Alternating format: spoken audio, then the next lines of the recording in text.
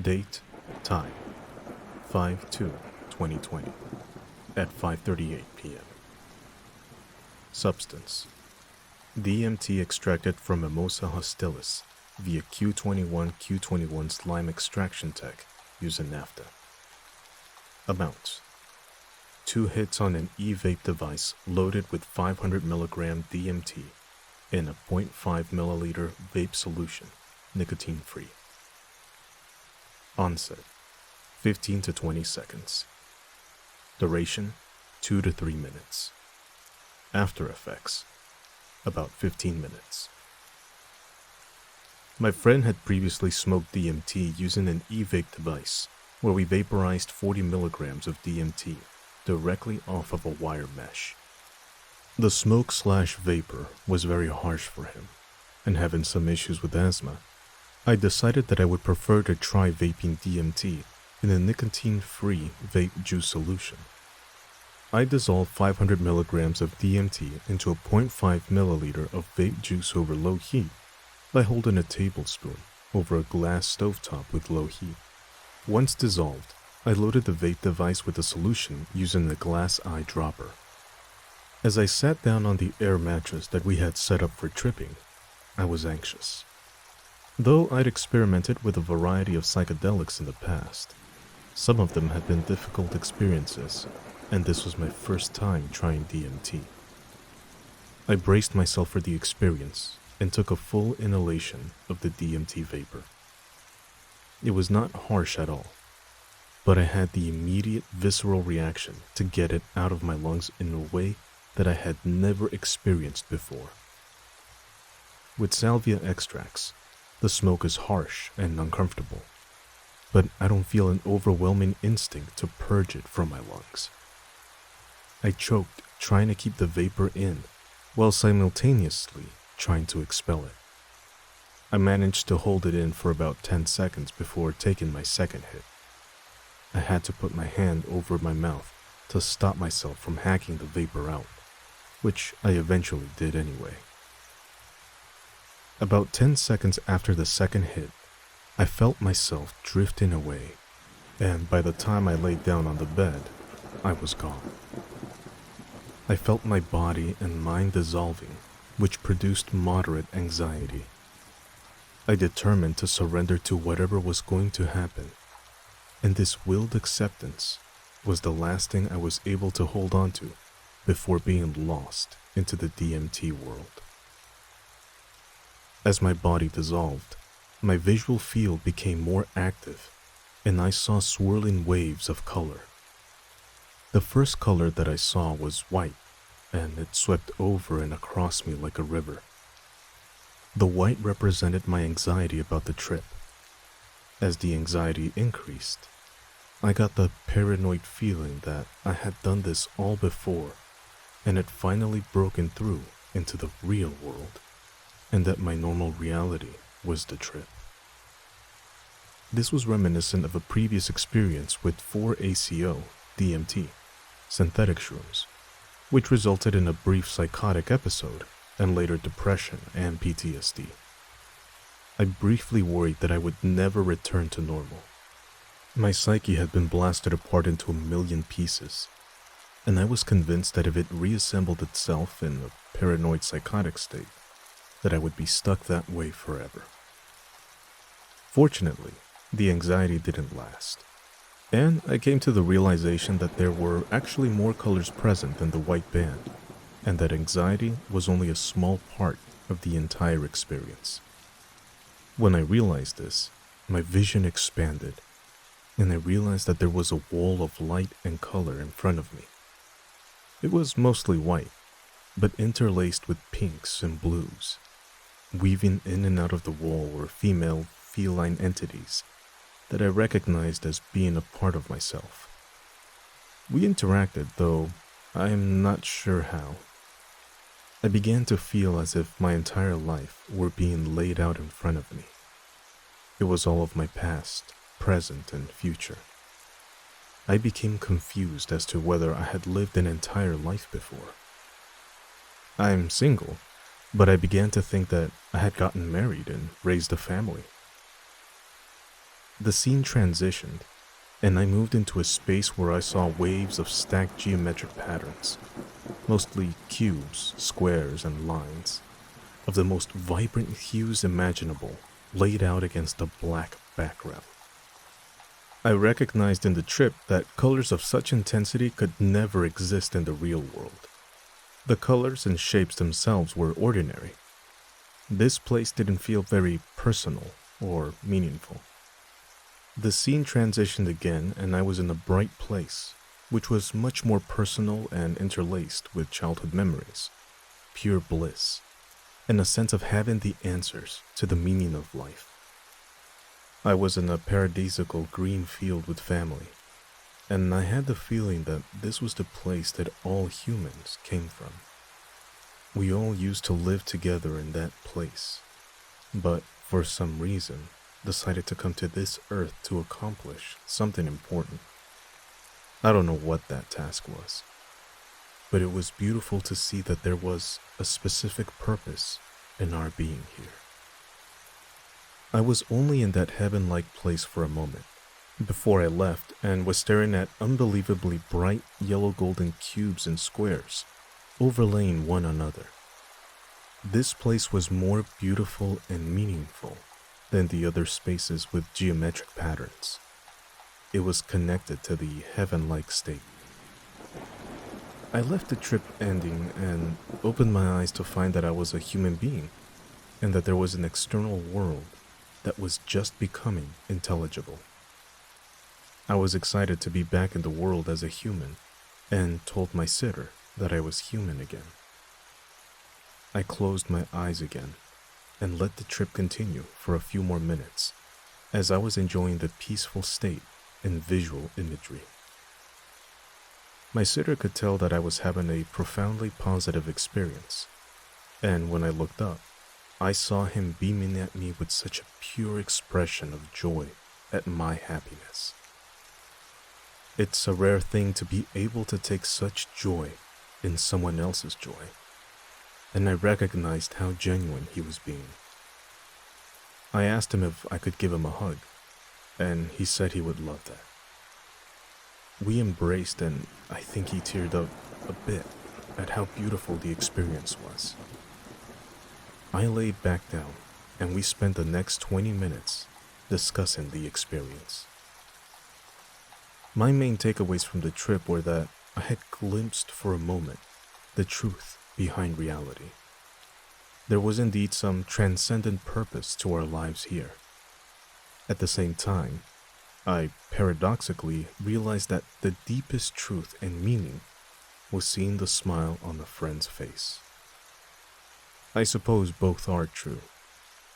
There is a deeper meaning behind the reality that we normally inhabit, but it is expressed in each moment and is best experienced in the here and now, in the context of our everyday mundane and beautiful lives. The trip was also incredibly scary and anxiety-producing at times, and it's been several weeks since I had that experience, and I'm still hesitant to do it again, though I feel that I have integrated most of what I learned.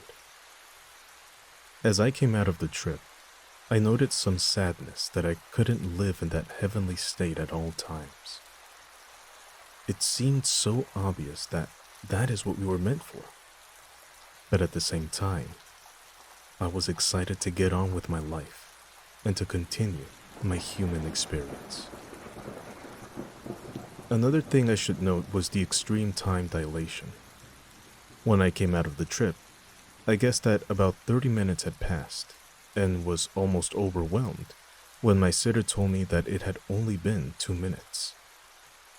This is short as far as DMT trips are concerned, and I suspect this is because I vaped it and didn't get that much DMT into my lungs. I was in a Paradoxical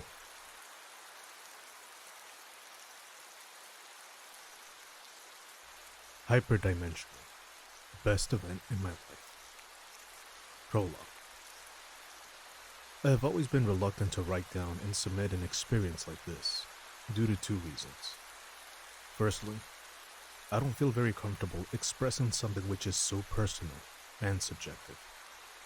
And secondly, because in a trip like this, the perception is so disorganized, or more precisely, so differently organized from the usual one, that trying to write down the sensations, feelings, and thoughts that take place during the experience is quite inaccurate and imprecise. However, I have had recently 2 trips that have been considerably more important than the rest, and they are so stunning that I think it would be nice to write down something about them. Both trips are independent and can be read separately. The reason for submitting them together is that they show in some way 2 very different facets of the psychedelic experience. The first trip is the most powerful experience of my life, and quite a dysphoric one, while the second one is the best and most beautiful experience of my life. So, after this introduction, let's move to the matter of this experience report, the second trip. Personal background. I am an experienced psychedelic user, even doing psychedelics almost daily, or very regularly in some periods. Previous to this trip, I have had lots of experiences, especially quite a lot of DMT ones, including strong breakthroughs. I had also experimented with trips and substances in different contexts and settings.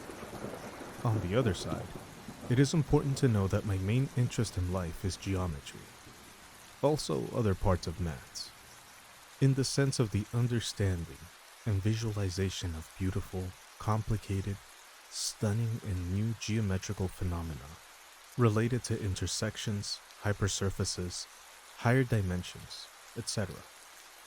In fact, I am a string/M theory and algebraic geometry researcher.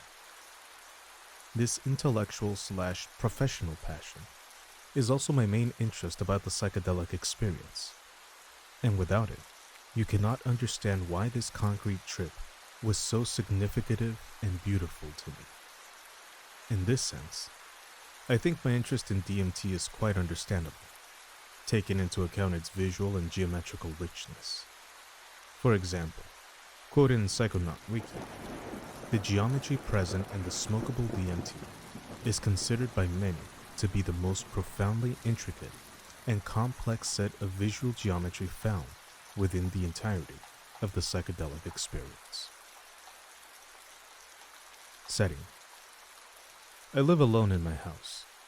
On this occasion, I was sitting at my desk with my laptop and several monitors showing different images, papers, and videos about nice, colorful, intricate geometric visualizations, including representations of higher dimensional ones. The lights of the room were completely on. I wanted a bright, clear-colored scenario. And although it was quite hot, I was wearing a lab coat. I know, it's kind of freaky, but I like high temperature. And above all, the coat gives a futuristic taste for my imagination to run wild. In the time before, I had been thinking and meditating about some geometry stuff. As an aside, I don't like to give advices or something, because every brain is different. However, I think people tend to underestimate the influence of the content of their own minds in the time previous to the trip. Not only the setting, but the questions you have. I think that having some nice, true questions in mind can contribute to make the trip more interesting. And also, can make the brain not to recreate itself in a bad feeling or thought, which otherwise it can originate a bad trip. At the beginning, my mood was not very relaxed, but neither too nervous. Dosage and pre-trip.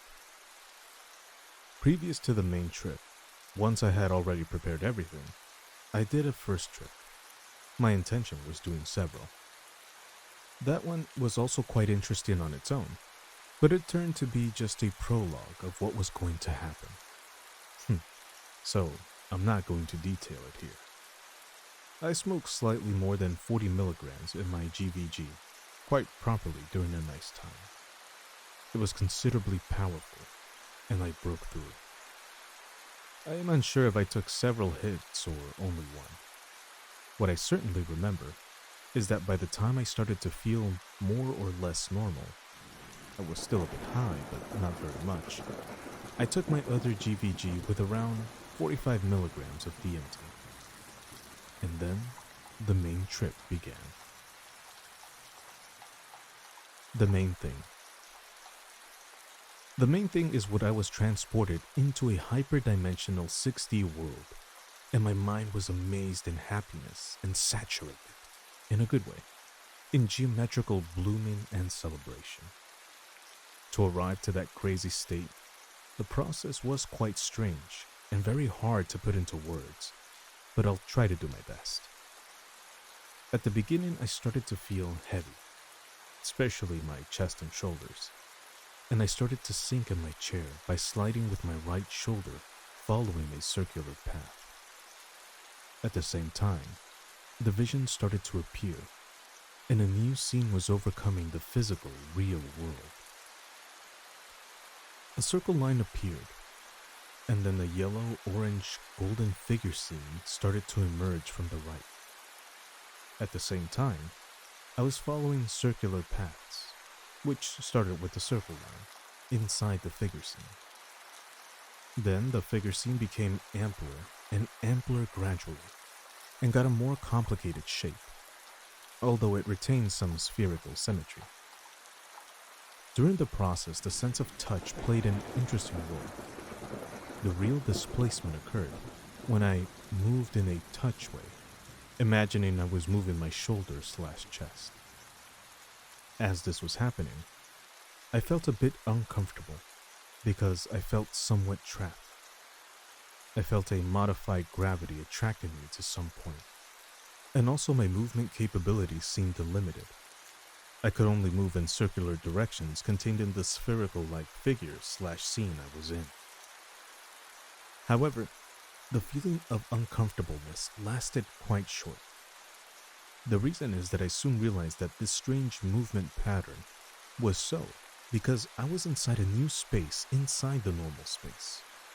I have been compactified by the DMT entities. A technical note here. Compactification, as some people may know, is a common term in math and physics. In string theory, basically deals with the idea that the universe is not really 3D, or 3D plus time, but 10D, or 11D in some version of the theory. These extra dimensions are required for the fundamental strings of energy to originate only the correct particles we see in our world, electrons, quarks, etc., and not unphysical ones, tachyons. As the extra dimensions are not observed, they are assumed to be very small instead of extended, i.e., so small that we cannot move across them. The typical metaphor is to imagine a wire with a circular section. We may perceive it as a line, but a little ant can move along the circular internal direction of it. So the extra dimensions are compact. They are curled up, formed a compact manifold, that it is usually a Calabu-Yau type. So when I say I was compactified, I am referring roughly to I had become the little ant. So let's return to the action. By that time, the vision became quite intense. Together with the compactification revelation, I was experiencing powerful feelings of euphoria and joy. The previous constraints on the movement disappeared, and the hyperdimensional character of the scene imposed itself. By that moment, I was able to move and displace freely in 6, 7 with time, spatial dimensions. Or I had a delusion/perception very similar to that. I was absolutely amazed and exulted, and just by the movement, the visions reached their peak. I was submerged in a complete happiness and stunningness because, as I said, I had been transported into a hyperdimensional 6D world, while my mind was amazed in happiness and saturated, in a good way, in geometrical blooming and celebration. I could perceive like 6 dimensions at the same time. There were a 3D normal plus scene plus a 3D scene, the yellowish kind of geometric one, spherical with also some other figures, maybe some kind of cylinders arranged across different hyperplanes, everywhere. And both of them were overlapped and inserted in the same sight, scene, space, like in a 6-manifold/variety. And I perceived each of the 6 dimensions as an independent direction, which is indeed the definition of spatial dimension. At this point, there will be some people quite skeptical, so this requires some qualification. Like this report, there are lots of people here and there saying that they have been in a higher dimensional space during similar experiences. I don't claim I have really experienced such a thing. I am convinced that it is physically impossible. At the end, these are chemical alterations of the brain, and they cannot break the physical barriers of our worlds. My interpretation of what really happens here is that there are plenty of spatial, visual, and perceptual distortions/effects caused by DMT. When these distortions are mild, they are more or less easy to break down and describe. However, when they are wild or they combine in funky ways to create visions and perceptions of strange geometries and spaces. These spaces are not really impossible, e.g., they are not higher dimensional, but they are, sometimes, quite strange and offer a good parable, metaphor, or approximation to impossible spaces. So when I say I saw or perceived a 6D space, what I mean is that I had a hallucination so convincing or intricate that it was easier to depict it as a metaphor of higher dimensional space, rather than describing in detail a very long array or complicated effects. On the other side, I am not regarding any strange visual or rare perception to be higher dimensional stuff or impossible space.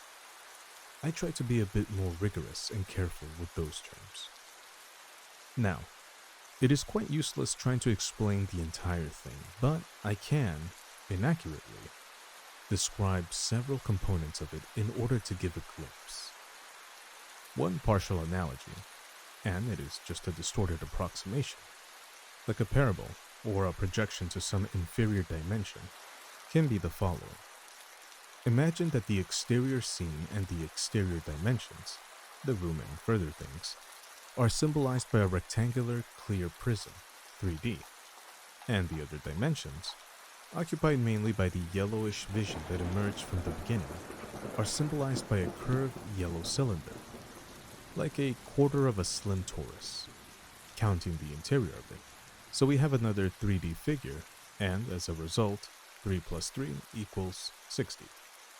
The figures are arranged like in this figure. From now on, we will symbolize our focal point with a red ball. I will refer to the ball in the following, but just recall I didn't see a physical ball. It is just to mark my focal point. What happened is that my mind interpreted the prism and the torus to span 6 different independent dimensions in total. For example, the ball could move to the front in the cylinder and to the background in the prism at the same time. To understand this, we can use the following picture. Imagine that you see at time t0 the figure 0. Then you see at time t1 the figure 1, and at time 2 the figure 2. The geometrical perception is so accelerated, blooming, rich and exalted, and both images are perceived so fast, with such a short period of time, t2 minus t1, that the brain has problems to see which image is perceived before. It almost interprets that it is perceiving them at the same time. So, it interprets that both the ball of figure 1 and the ball of figure 2 are the same ball, moving at the same time both along the direction x5 in the prism and in the direction negative x3 in the cylinder. Helped by the autosuggestion of being in a hyperdimensional scene/site, the mind thinks that it is possible because they are independent dimensions, directions. Together with this time disorganization, when you are perceiving directions which provokes a kind of superposition of images, there is another important effect.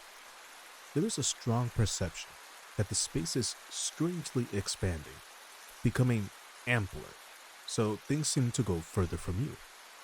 Kind of hyperbolic geometry-like, but retaining somehow the original form, so things seem to expand in a new direction.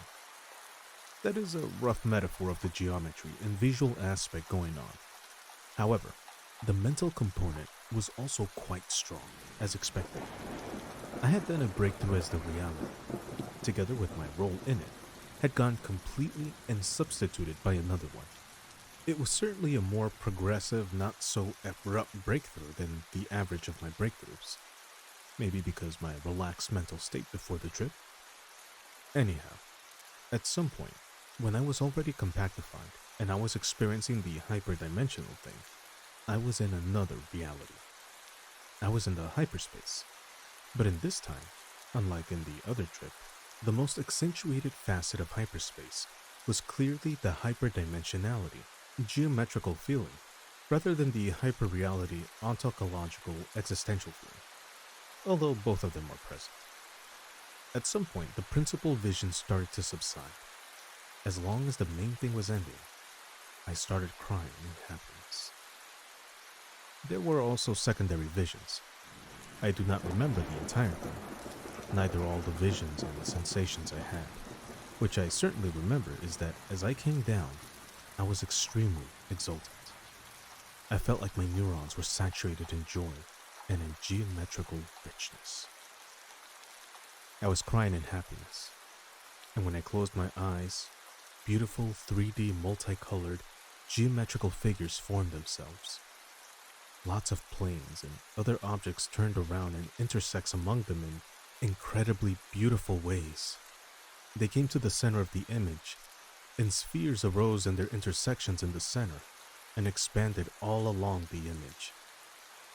These images lasted quite more than the usual when I am coming down.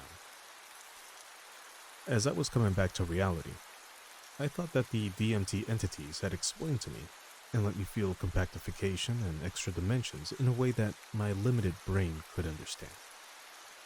I had perceived with all the senses, sight, touch, and all the others, and in a beautiful way 6 different dimensions, in an amazingly beautiful, hyperdimensional scene. All the experience, it was so extremely beautiful. So amazing. I didn't know I could ever experience that amount of beauty. It was so pleasant and beautiful that after all, the first thing I did when I recovered my consciousness was crying with happiness and sob. So beautiful. Oh my God. I even screamed a crazy, strong shout. It's so beautiful. God. In fact, I recorded some of the reflections and descriptions. Also some of the sobs and screams. To capture a bit of the moment and help me to remember some things. Afterthoughts. At last I had my mythical, unimaginable, indescribable best experience ever that changes your life I had always read about in some DMT and other psychedelic reports.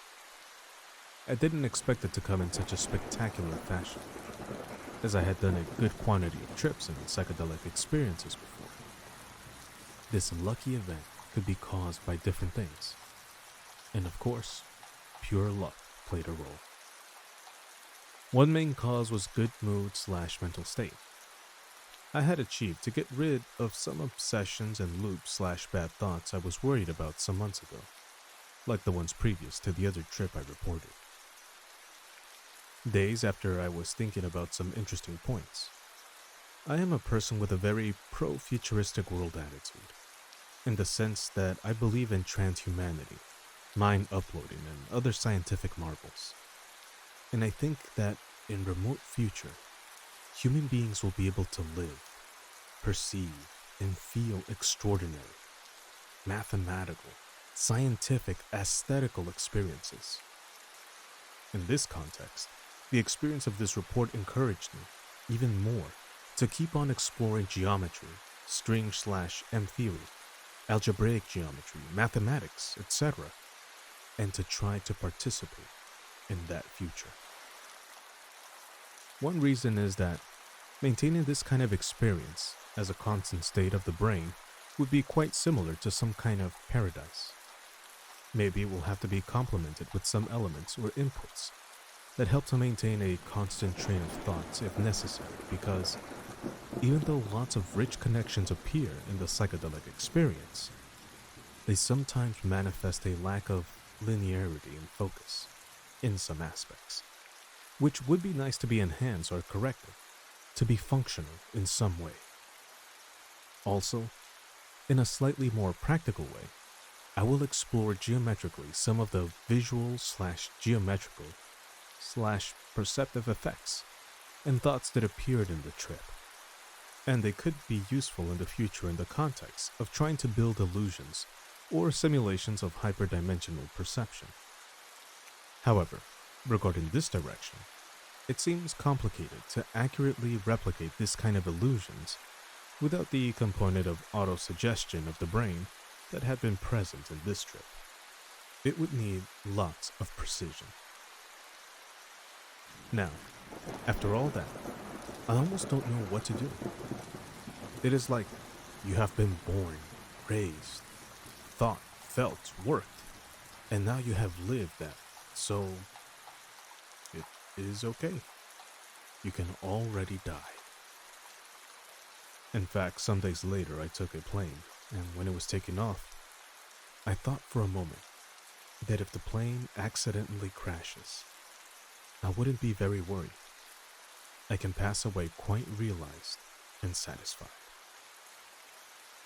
On the other side, I had let go quite a long period of time, and still some time left, in order to assimilate it, enjoy, and celebrate what I have lived.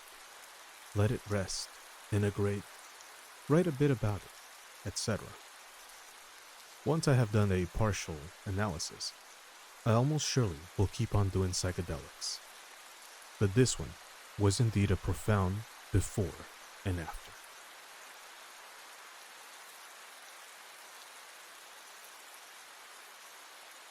Meeting the Mother God. I'm sure that whatever I try to write down will be a fairly cheap description of what a DMT breakthrough is like, and anyone who has had one will be able to agree right off the bat. They probably don't need to read what I have to say because they've been there already. There is no explaining it, not in words. There have been so many little sayings that you hear like, DMT finds you, meeting God/your creator. If you're not sure whether or not you broke through, you haven't. The second is particularly true. I had obtained a bit of this stuff because I had really wanted to try it, but I can't say that I was in any way prepared to be confronted with what I found down there. I say down there because for me it is just easier. I would say I was mentally more prepared than a lot of people who first try. I wasn't approaching this as any kind of party drug or recreational high. I did get exactly what I came for though. I just didn't know it back then. First few tries was kind of a whack equipment, and the stuff just kind of burned, and I got some neat visuals and even had what I thought was a deep experience, where I more or less was able to experience emotions that I wasn't familiar with completely, and met a very friendly fat furry cat. Also, those first 2 times I tried, I did have a bit of guidance, etc. But that was a parlor game compared to the breakthrough. The difference with the breakthrough hit was that I had a generally more positive experience in the actual taking of the substance. It was very much more enjoyable, and not so acrid and disgusting as the first 2 times, since my delivery this time was a glass pipe and a nice fat flame on a piezoelectric lighter. I used about 30 milligrams each time, because supposedly you can back the dosage off in this pipe. I also had to reload the pipe for a second hit of that thick, milky smoke, because the first time it completely took me by surprise, and I spat a fair bit of it out. On the second drawing of the pipe, where it was just starting to vaporize, I was already breathing in and feeling very spiny and disoriented, and kind of getting those odd colors that kind of permeate from everything and the wiring sirens in the ears. And then it went, and I was well and truly on the way. The incredible thing I can say is just how layered the experience was. I recorded myself for about 20 or 30 minutes afterwards trying to explain it to my girlfriend, but probably just came across as a bit of a loony. On the layering, what I found incredibly profound was how strong and able to handle more information you become. When people say that it's over very quickly, maybe it is, because I haven't done it again since writing this. Maybe you become more familiar or more able to navigate the space. But on that first voyage, it really did feel like an eternity. Everything was just right, and I was pulled away from the mind that I was communing with just at the right time. How I would describe this thing in its entirety was layers of an onion that got bigger instead of smaller.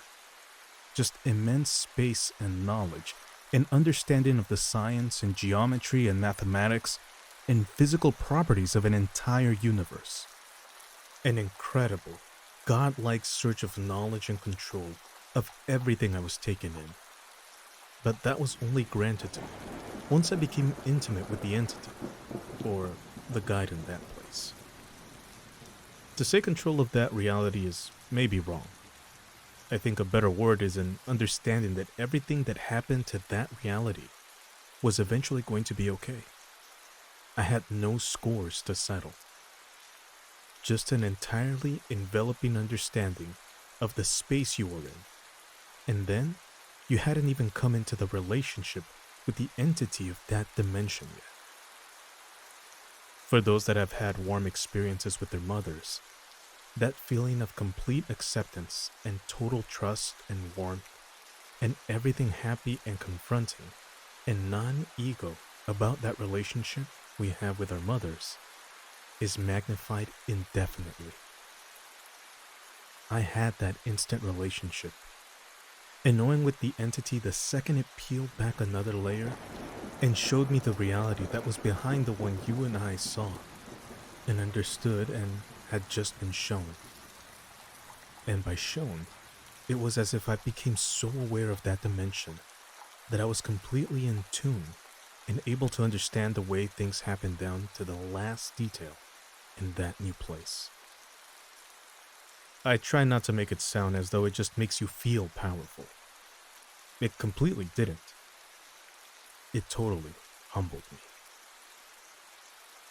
I was then shown the nature of the next reality, and the next, each one becoming exponentially more amazing and perfect, and completely non-contrived.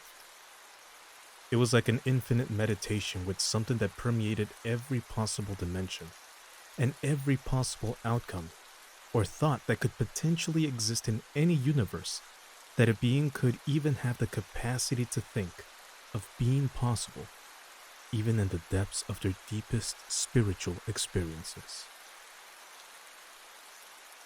That last bit was an attempt at illustrating the layering that I felt. Everything I did, every time I met God, it was a life-changing experience that went far beyond words.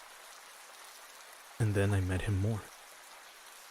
It was the same mind, but I simply went deeper into that communion with it. For me, this is a bad movie review that completely skips the plot. I met so many layers of this thing, and each time, I felt that utter God bond. That's why I describe a lot of it as infinite. The thing that I was last experiencing when I started coming out of it was I could only describe as a deep, dark blackness with purple lines barely visible on the sides of my vision. The lines were almost like patterns of a waterfall, except very neat and mathematical and understandable. That was just kind of its overflow, those lines. It was like maybe staring into a drain as it empties and seeing the water rippling and flowing on the sides. The purple shapes I saw were of no consequence compared to the blackness that I was exchanging emotions with. I felt like I had come all the way to Bowser's Castle or the Emerald City, all the way into the depths of the Matrix. I knew that this could have just kept going now that I think of it. Given how much of that feeling that I had every layer I experienced, I'm sure it could have just gone. All the same entity, but all different dimensions that it can conceive of. Obviously, the language of the whole thing was in geometric shapes. That's sort of how I communicated with it. I had an incredibly deep understanding of what I was being shown, because each layer or dimension would show me how to speak the mathematical/physical language of that particular reality. In terms of visuals, here's how I would put it. Every time I have tried to visualize what was happening in a way that made sense to an outside listener, I might have said, which, by the way, one strong visual I got, fat, fluffy cat in a yellow raincoat. That description of that being in particular was only one possibility in that reality. By that logic, the Loch Ness Monster does exist, simply because we have thought of it. The thought of it exists in our universe. Therefore, any kind of material object or thing that you have visualized at a certain layer of the experience was only one stray possibility that could have emerged in the imagination of somebody in that entire universe. That's how my feelings were on it. It wasn't some freak show with these far-out creatures. It was being shown entirely new realities, where those particular apparitions might only exist in the mind of some creature, or that the physical laws of that reality would allow for that thought to arise within it. Hearing a lot more people's experiences has been cool as well, but all I see honestly is people having trouble expressing themselves, just as I am. Even though the ones who do this stuff a lot and try to talk about it a lot have real dramas, even describing the first atom in one of these realities that you completely synchronize with, let alone being able to express what it's like to be able to actually walk the yellow brick road and meet the thing behind the curtain. The whole thing was so utterly moving and humbling and empowering and just plain over the top crazy that I could talk about it for years. And I think that's what I've been looking for. Here are some of the closing things I said as I was coming down and trying to make some kind of sense of what had just happened to my consciousness. They need to have DMT journalists. It makes you aware of your own reasoning. Can you create something in your own mind that you are totally unfamiliar with?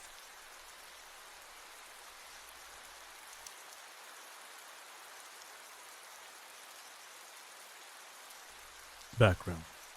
I am male. At the time of this experience, I was 23 years old, weighed 125 pounds, and in good mental and physical health. I take no prescription or OTC medications, but use marijuana and yerba mate on a daily basis. I have a variety of substances, but my major interest lies in the psychedelics. For tryptamines at the time of the experience, I had familiarity with everything from mushrooms, LSD, Hawaiian baby woodrose seeds, ayahuasca, yopo and psilocybin, DMT, and 5-MeO DMT. For phenethylamines, at the time of this experience, I had familiarity with various species of Trichoceres cacti, 2CI, 2CE, MDMA, MDA, methylone, and some DOX blotters. I had also experimented with some dissociatives, such as salvia divinorum, nitrous oxide, ketamine, and DXM. This was by no means my first experience with DMT. I had been frequently experimenting with this substance on its own or in combination with other substances, and had gained a high level of comfortability, enjoyment, and awe of the experiences possible with this substance. Set and setting. My room, alone at nighttime. I had taken a small amount of MDMA earlier in the evening and was in a mood to continue exploring altered states of consciousness. I felt a desire to smoke some DMT, and so did my usual setup ritual. Dim lighting, comfortably seated against the wall with a pillow at my back, and some calm, chill music lined up to anchor my consciousness during re-entry. The experience. As I rolled the stem of the pipe back and forth, heating, scrounging the remnants of DMT stuck to the sides of the glass vessel, I said, holding the flame and spinning the pipe, I asked to connect to my higher self. Show me something different. Show me something I haven't seen before. And then I breathed in. Once, hold, exhale. Once more feels natural. In, hold, just a little vapor coming up the tube. There was a dull humming sound, like that of an old and cranky vacuum cleaner. The kind of dull, grating mechanical noise that makes your head hurt. Every summer afternoon ruined by lawnmowers and weed whippers. Every dog terrified of the menacing, vibrating, ear-busting vacuum cleaner. This terrible, painful pressure on my skull seemed to be forcing my head downwards. I went with it, remembering how I have been directed into certain body positions before on DMT, to good effect. I was directed into a position of abasement, seeking to escape the pain. With a fanfare of trumpets, a tear opened up in the fabric of space and time. Something whispered to me that I was being brought into the presence of someone worthy of great respect, and that I was privileged.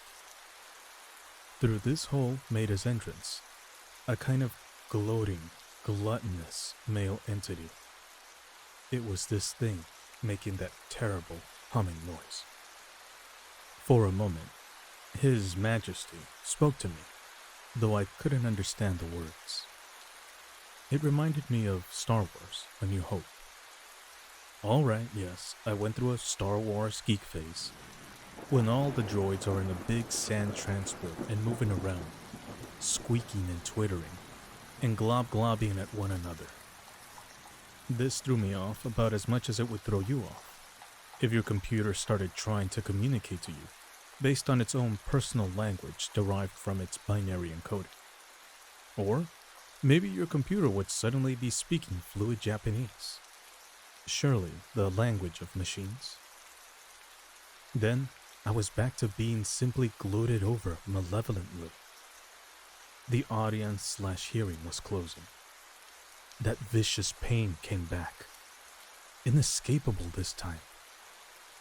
Something was all wrong about this. I said, "No, I will not be your servant. I will not be your servant," I cried. "Leave this space now." The pain in my head was maddening, as this invisible entity latched himself onto my skull, over the crown chakra, and pressing in at the hollow at the base of the skull. I found my perceptions being poked and prodded, seeking to maximize the painful and fearful effect. I did not let my shifting perceptions affect my centered and collected core.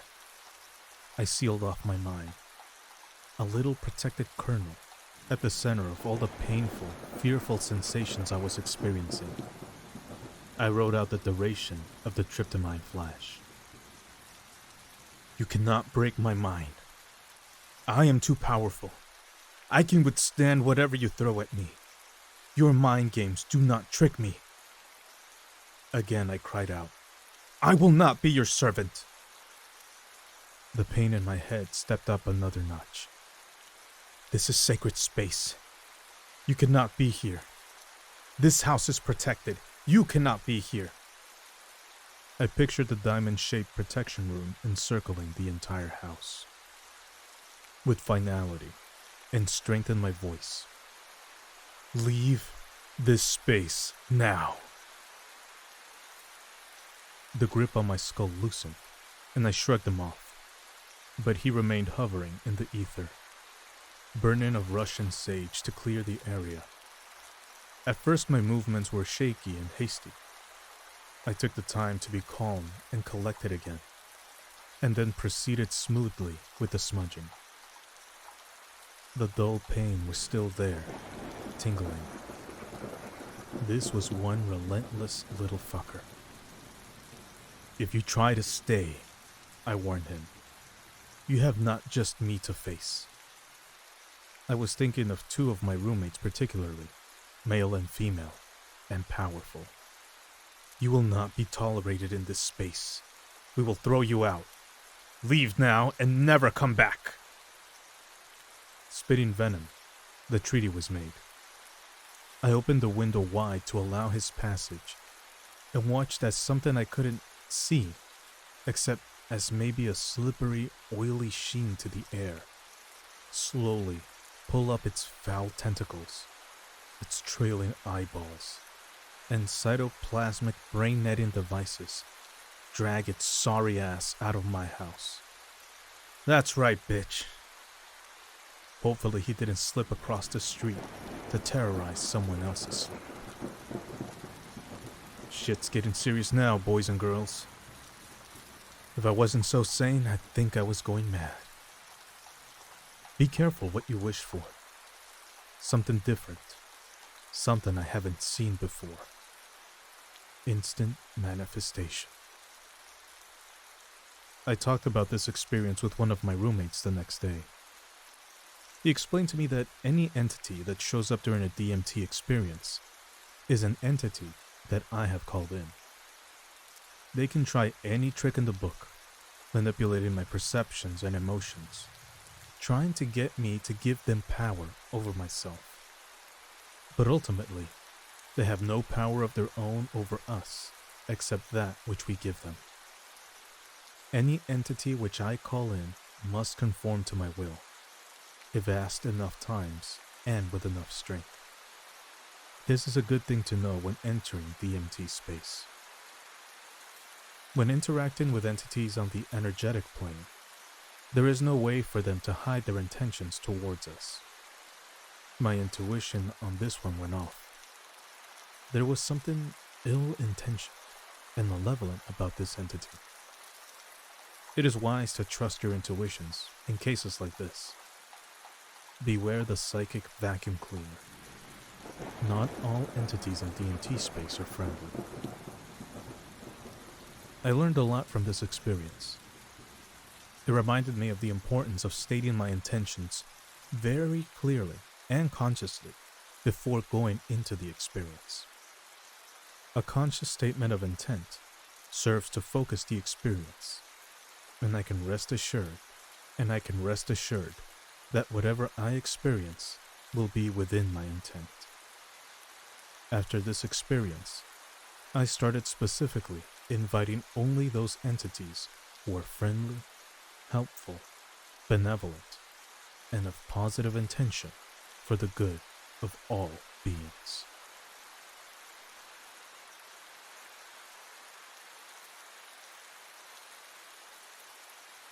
First, a little background information to provide some context for the trip. This experience was going to be the second DMT experience of my life, and I was extremely excited for it, feeling a definite charge through my body as I picked up the bowl and contemplated the hit and what it was going to do to me. Having just had my first DMT experience 24 hours earlier, I was more than aware of the incredible rush that was going to blast me immediately after the hit, and, to be honest, I was a little intimidated by it. During the first experience, I blasted through the veil immediately and was thrown out into this gigantic open space, where I was shown innumerable images and events. The emotions I was experiencing in that place were that I was home, and that I had been there so many times before. These were some of, if not the strongest emotions I have ever felt in my life. I had felt like an incredible revelation was thrown in my face, and yet it was the most obvious thing ever to me. I was jubilant, and you can easily see from the first trip why I would be so excited for the second. Anyway, to the trip. 6:40 p.m. In my friend's lounging room with all the lights off, and with 7 to 8 candles burning. 3 close friends are present, and my mindset all day has been gearing towards preparing for this moment. My previous trip left me with an incredible sense that I needed to trip again, almost as if I was being called back into the DMT lands to be shown more. The DMT is packed in a water pipe, with a thin layer of weed above and below it for a buffer. After taking about 15 minutes to meditate and get myself centered, I decided that it's go time.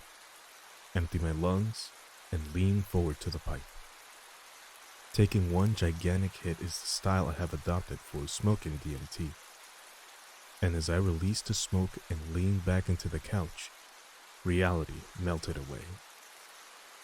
It appeared as though I was passing backwards through a portal, a total tunnel vision.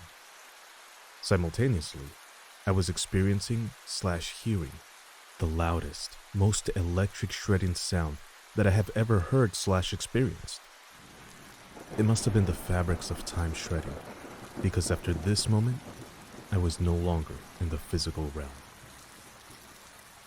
6:41 to 6:46.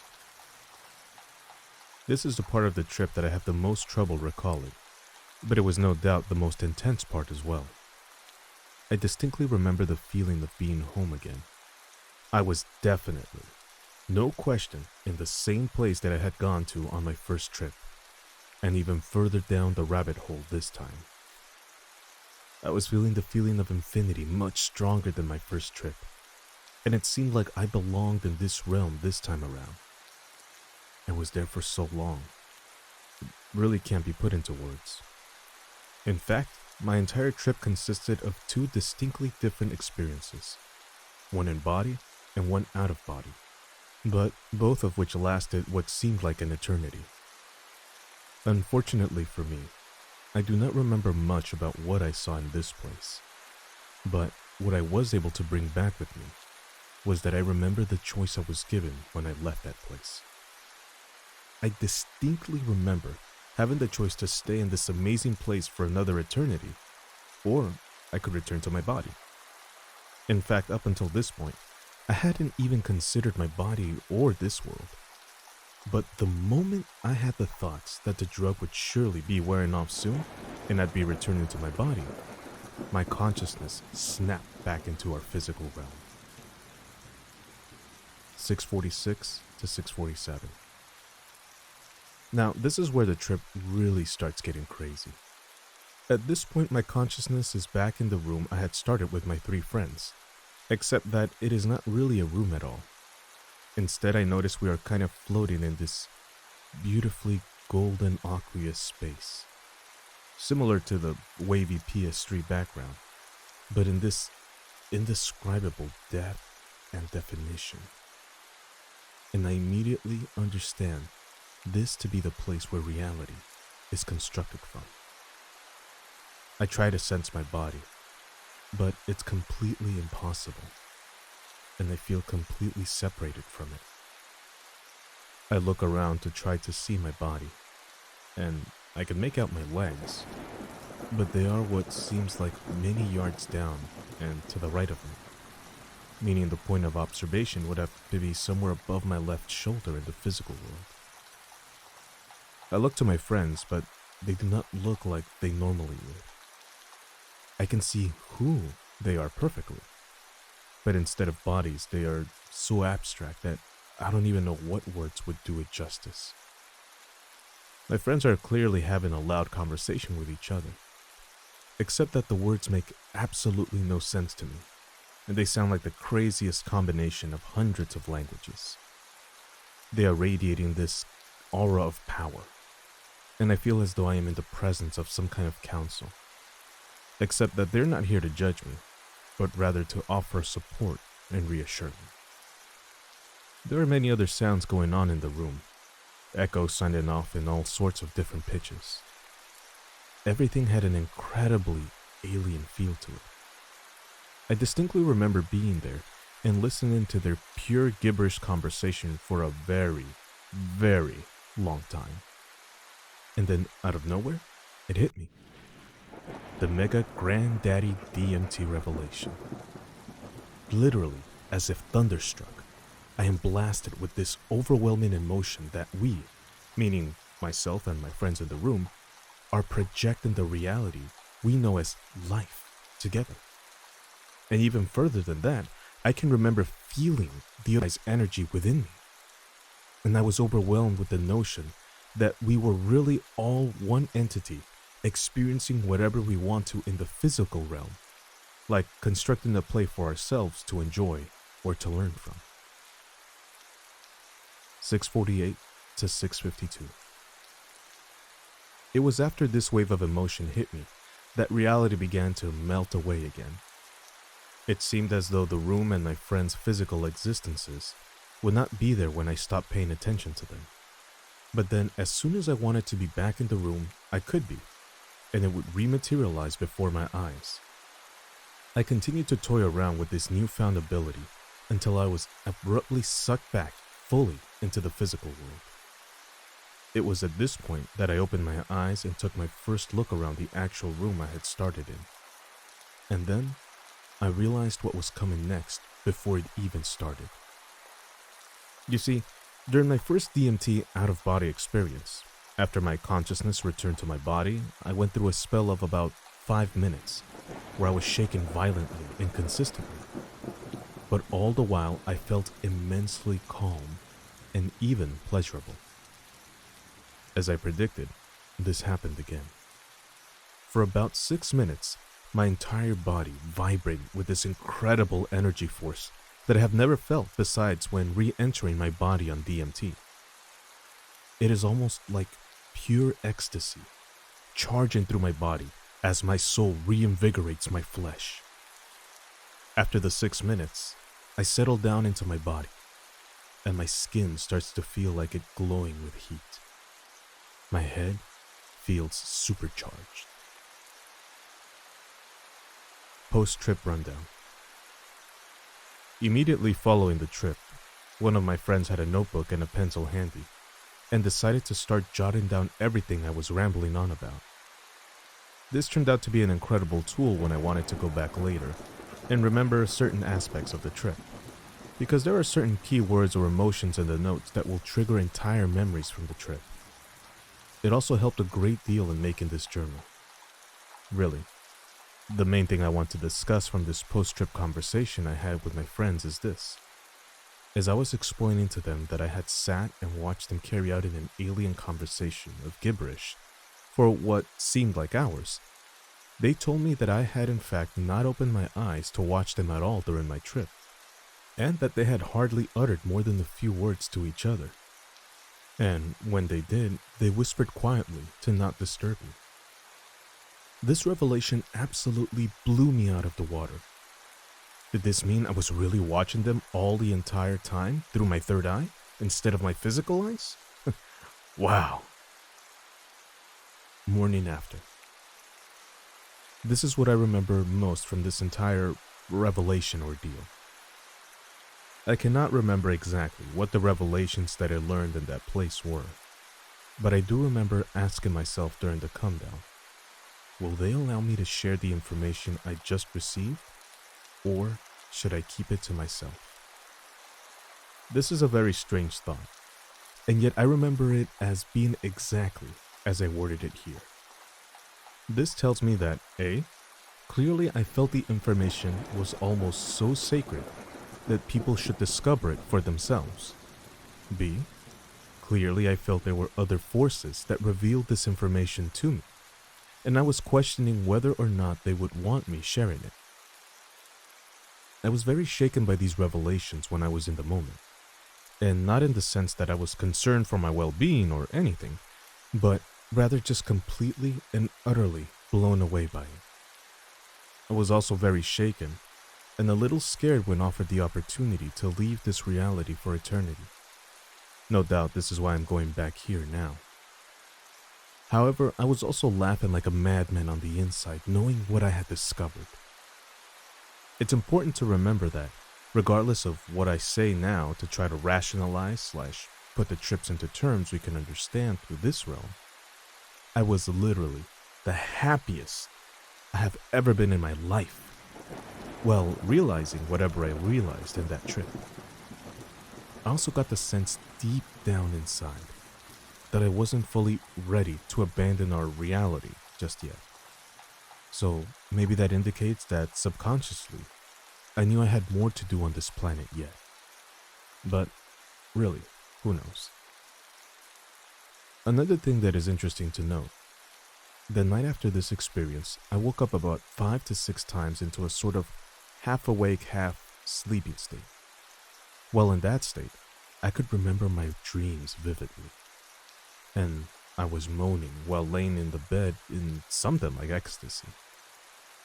Now I can only vaguely remember the dream, but I have never experienced anything like that before, and am convinced my pineal / the DMT had something or a lot to do with it. Anyway, after an experience like this, I have only the highest of hopes in regards to what DMT can show me about myself and the nature of existence. Still longing very strongly to try ayahuasca / changa to get a more lengthy experience. Although there is no escape once in the heat of a trip like that. I hope this report helps someone make sense of something they've experienced that is as incredible as my experience was. Happy tripping.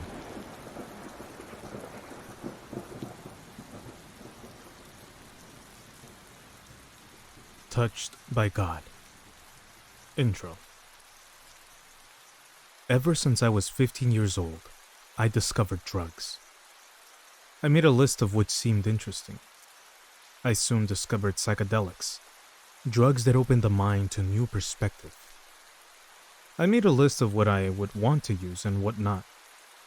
I added DMT to my list of do's, but was careful with it. I knew I could not just use DMT without preparation, and wisdom gained from lesser psychoactive drugs. I was only 15 years old, and the idea scared me. For 6 years, I grew used to the altered mind psychedelic drugs force on me. I started with marijuana, then next psilocybin mushrooms. I used them twice, and lost control once. I knew I was not ready. I still felt scared. Last year, I used LSD once, a low dose. I controlled it. So I knew it was time, and I was excited to the idea of using DMT. So, in the summer of 2013, when I was 21 years old, I visited a good friend who had made me an NNDMT himself. It wasn't pure. He said about 70% DMT and 30% chemical residue. He had been my friend for over 10 years, so he told me the risks truthfully and said, "So, how about it?" I got scared and thought to myself, "Wait, what, you mean now?" "Now," he said. He told me he tried using it himself, but he has weak lungs. He couldn't hold the DMT smoke and lung enough to break through, but he knew my lungs could take a lot more. He was right. I asked him, should we go outside to a park? He looked at me with a frown and said, "You sure you know what DMT will do to you? You won't be able to walk at all."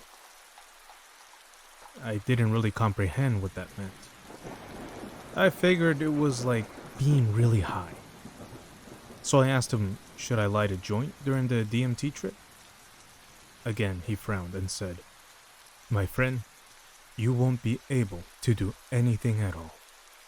You'll be gone, mate, gone from Earth. In retrospect, I don't think I knew what that meant. The room I was in was a student room, a small one, maybe 10 square meters. His room was decorated with psychedelic art and classy paintings. He played the Sacred Spirit album from his laptop and dims the lights. I got really nervous, and to be truthful, more than a little scared. He told me, take 3 hits, full hits, keep it in your lungs for as long as you can. So I asked him for the pipe. He told me, no, I'll hold it, you just hit it. Now, go sit on the bed, you'll fall down. So, that's what I did. He took the pipe, most junky pipe I have ever witnessed in my life. It was a homemade plastic crack pipe. I looked at him and said, seriously? He filled it with over 50 milligrams of DMT, excluding the residue that was still in the pipe, and preheated it. Smoke was coming out now, and I was nerve-wracked. Hit it, he said. Onset. So, I leaned closer and took a hit for over 3 seconds. The smoke was in my lung for only 2 seconds, and it hit me like a bulldozer. It tasted and felt terrible. The worst smoke I had ever had in my life. Like plastic burning in my lungs. I started to hallucinate heavily. Eyes were opening in the curtains. The walls started to vibrate. I could hear my friends say, "One more time." But I couldn't see him. His voice was heavily altered, like it was being played through a computer and being played with. The pitch was lower, and it was like he talked in slow motion. So I hit it again. This time, I was starting to get really dizzy and heavy. A faint noise was starting to arise in the room, much like sound distortion. I felt like I had trouble breathing now and started sweating. I couldn't hear the music anymore and could barely see anything. But the sound distorting was getting louder. I knew I didn't have long. "One more time," he said. So I took a third hit and fell. I could hear him say, "One more time." And with all the strength I could muster, I answered, "No, enough." But it was like I spoke in slow motion. The sound distorting was embracing me, like a mother embracing her child. I felt strange. I didn't comprehend what was happening to me. What is this? Where am I? What happened? I asked the when, why, what, and how questions. I could still feel my body sweat, and it felt like my nose was bleeding, but I couldn't move. And slowly it was like I could feel the DMT move through my body, and everywhere it came, it killed me. It was cold. I couldn't feel my arms at first. Then I couldn't feel my legs. And lastly, I couldn't feel my heart and breathing. Coming up.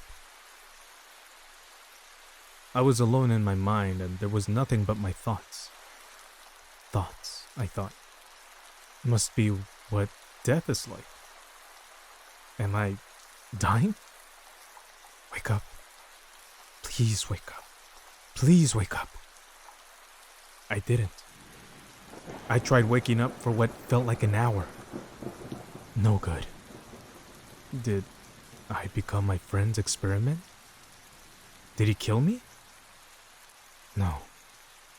Having a corpse in his bed would get him in serious trouble. Then I must have accidentally took too much. Yes, that's it. I took too much DMT. I am the first person dying on DMT. What a waste. There was so much I wanted to do with life. Sure, I wasn't always grateful for life, but did I want to die? No. What's that? A voice? You idiot. You are dying. You took too much. What would your parents say? There is a girl in your house expecting you to come home tomorrow, and know what? You'll never see her again. You will never have anything but your thoughts. But I tried everything. I tried waking up. Let's give up? Fine. Let this be my end. My life would have been brief, but I lived my life the way I wanted to. I had a good life. The breakthrough. It felt like my conscience was being lifted from my dead body and sent at light speed through the universe. I was going and going and going for what seemed like years. And then there was this dark place. I had no physical form. I was the shattering of my ego. Thousands of pieces floating in space. My memories, my feelings, my ego. I played a piece of my memories. I relived it like it was happening at that very moment. I was a little boy walking to my mother on a sunny day. I was happy and wanted to be embraced with the love of my mother. It felt like I was starting to cry, but there was no body to cry with. I relived moments of my life. My first kiss, meeting my first friends, being bullied, my first fight. I felt everything. I started to get control over my shattered ego floating in space. My first thought was not where am I, but when am I? I am no believer of reincarnation, but it felt like this is where souls go to wait for rebirth. And I felt a presence. He felt that I could feel his presence. It felt like a him, not a her. I wanted to meet him. And instead of moving through space, space moved around me, and I started going forward. What I encountered next was beautiful. A floating ball of light. It was huge, like a red giant in comparison to planet Earth, and it made colors and shapes with its tentacles of light. Millions of tentacles of light going everywhere. I saw colors and shapes I had never witnessed before. It was profound. Tentacles started going my way to my shattered ego. And when it touched me, I learned all the secrets of existence. Images flashed in my head. Space, man, alien, gas, colors, murder, sex, TV, propaganda, the news, pain and suffering, technology, the past, the present, and the future. The formula, the math behind existence, became mine. And I realized all that is but perspective in an infinite large universe. I am God, and I am men. I am the devil, and I am the saint. All that I see and all that I feel is but my perspective. If men and women will ever live together in peace. We must understand that all that we feel is but perspective. Our greatest enemy is our ignorance. We kill and hurt because we don't understand. These people we kill and hurt are not bad, they are different. They have a different perspective. Western society has taught me prejudice, has taught me so-called good and wrong, but they are just one of many perspectives in the universe. And maybe, just maybe, no one is right. Not even me. Coming down. I started to hear music and chanting.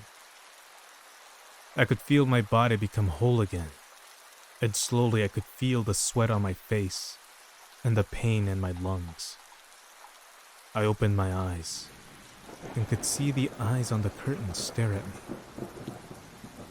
I felt very light and started to speak. Water. A man sat next to me. He was chanting and appeared to make a sign in the air, almost like he was conjuring up magic. His face was covered in a mask of light and color. It seemed familiar. He gave me water and kept chanting. His long blonde hair was swirling. It fascinated me, just like his chanting and signs. I drank. It felt good. The memories of my breakthrough started to come to me. I lay down on the bed and smiled. I felt great. I traveled and found truth. I could already feel it changed me forever. A familiar voice. Are you okay? How was it? He calmly asked. I was back. After effects. I am one of you. A perspective in this increasingly mad and dangerous world. But I hate no longer. Hate is for the unloved and the unnatural.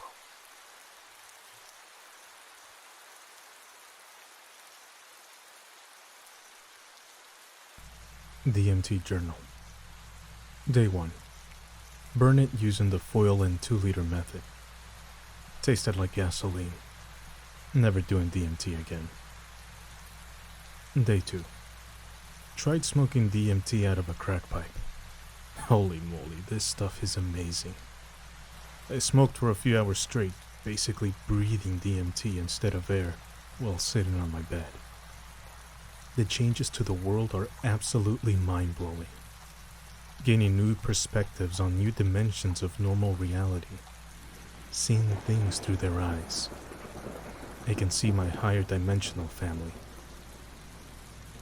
Day 3. I sat on my bed smoking it for pretty much 5 hours straight, from 8 p.m. to 1 a.m., and realized how greed is affecting my life. I burnt it a little, and now there is a black mark on my blanket from wiping off the charred bottom of the pipe. Day 4. Finished off my first gram. Starting to understand time as an extra dimension. Hard to put it into words. Saw a lot of geometry, especially pyramids. Everything from thoughts, spoken words, and actions echoes throughout eternity. From here on out, I'm using the Vapor Genie Glass Sherlock. Day 5. I met a very peaceful alien who was meditating. He was speaking to me telepathically. He told me to pay attention and be mindful. Not sure what deeper meaning he had meant at the time. Day 6.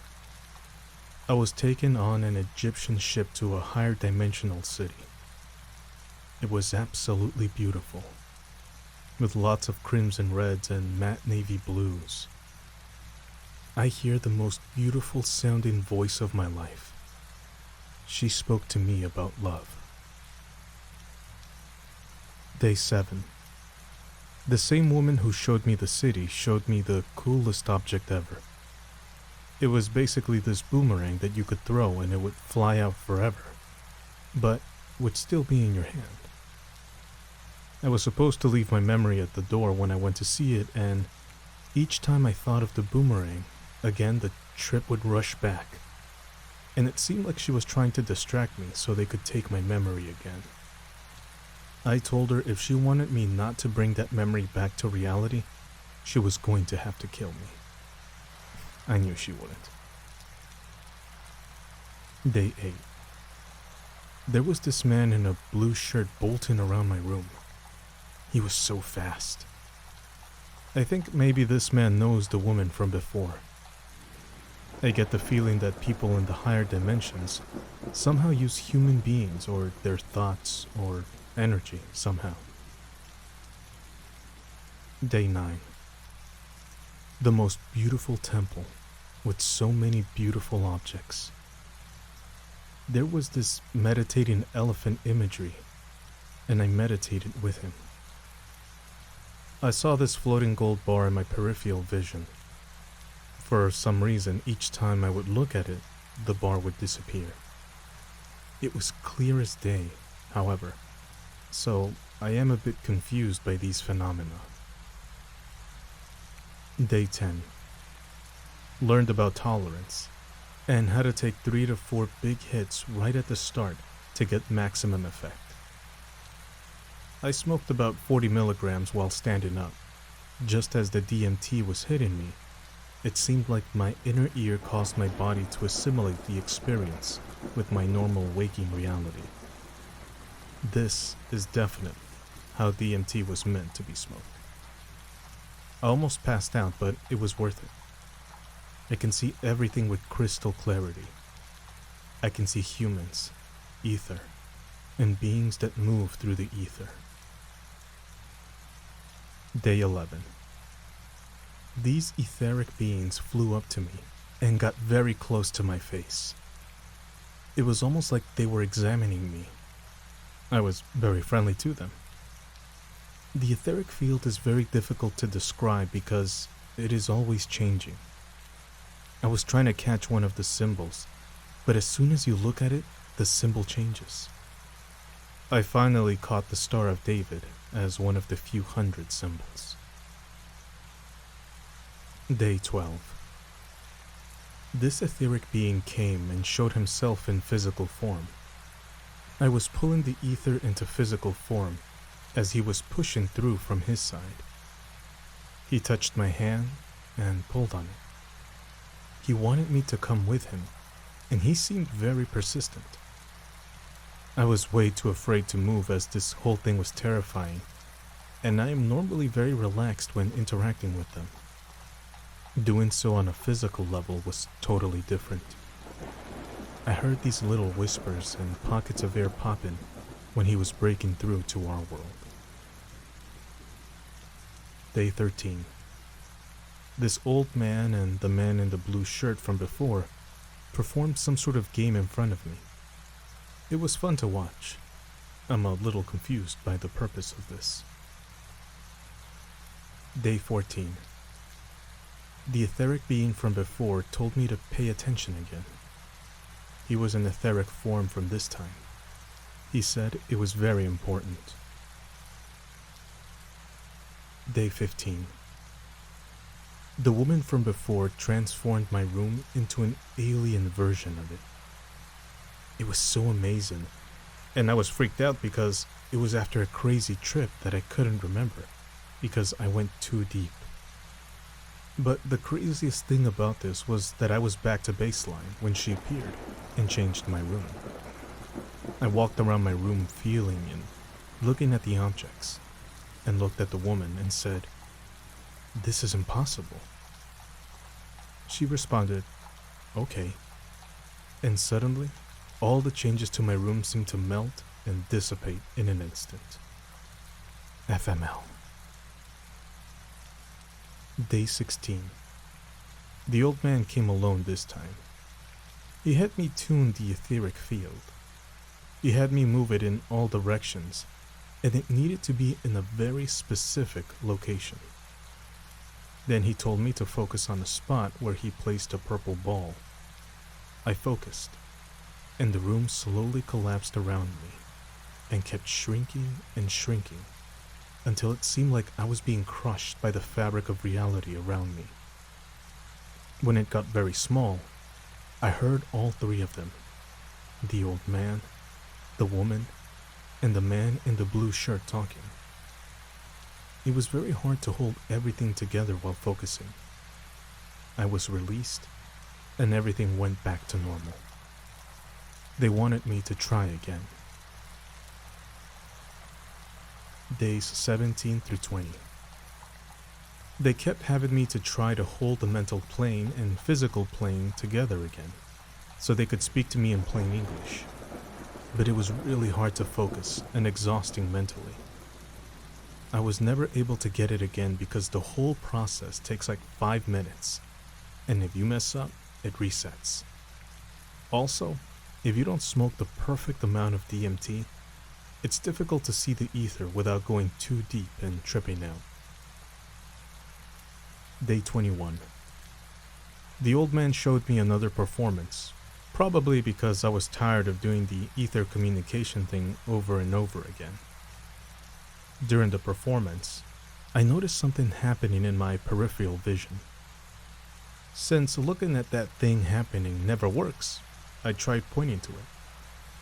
The old man and the man in the blue shirt got very happy, and I noticed pieces of ether that they were using for the performance disappeared when I pointed out the peripheral vision activity. This was the beginning of a whole new experience. Day 22. I started smoking DMT at the top of every hour because I realized the experiences were just a distraction from the things going on in my peripheral vision. I started writing down the results. The first test I failed because I missed one after getting the first 3. I just assumed there were 3 for some reason. The next time I smoked DMT, I noticed that there was a different higher dimensional being based on the time of day. This made me consider that they might be taking shifts. Day 23. I noticed what seemed to be primates in uniforms taking shifts. The first 2 were a gorilla and an orangutan. I failed the test I was given, but afterward, it seemed like the gorilla got into an argument with the old man. I'm getting the feeling they are prison guards. There is a lot of subtle imagery pointing to this. Day 24. I started at 12 a.m. because I couldn't stop thinking about the prison. Lots of things were running through my mind. Are humans somehow higher dimensional beings in prison in a simulation of the past? What did I do to deserve being put in prison? The next test was given by a chimp, and I thought I passed, but he cheated and did 2 tests at once. He was trolling me. Day 25. Next time I was given a test by some sort of jester. I finally passed this test and was so excited. The room flooded with color and mental energy. It looked like paint, but it was made of mental energy and ether. The woman and the man in the blue shirt came over and took something out of their heads. I saw a street from their world, and they were clearly reaching downward when they reached into my head. Are humans somehow containers for souls? What are souls? Who did it take out of my head, and why couldn't I go to their world with them? I begged them to take me too, but the man in the blue shirt said, "My work isn't done yet." They are so fast. But I saw a black car parked on the street. I'm so curious to see how fast the cars are in their fast AF world. Day 26. I'm given a test by a sheriff. I passed this test, and then the next few hours, I checked there were no effects. I kept checking with about 30 milligrams each hour for 4 hours until I was given a test by the warden of the prison. He was very intimidating and used the same pattern 4 times in a row, but then he threw in a curveball and had 2 objects change at the same time in my peripheral vision. I chose one and then told him about the other one. I ended up pointing at both. He seemed upset, unlike the rest of the times when I passed, but the ether disappeared after my answers, so I know I passed the test. Day 27.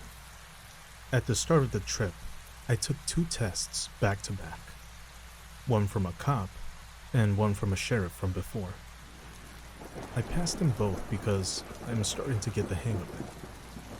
After the 2 tests, it seems like there was some sort of container that was being flown from a sheriff's station to what seemed like the president's house. Day 28. I passed the test at the president's house, and then was flown by helicopter again to what seemed like a family member's house. They clearly knew me and were watching me, as though they wished they could communicate. They gave me one last test at my final destination, and after I passed, they said, "Happy birthday." I'm super confused, but today is December 5th, 2016, so I am sure this date is important. If they were wishing me a happy birthday, it would mean that December 5th is June 6th in their world, so I'm keeping track of both of these dates. Day 29. I am in the same place, but instead of a male family member who seems like he is in his mid-30s, there is an older woman. She also seems to know me. She spent longer examining me than the man did, but I think it could be a family member. Day 30.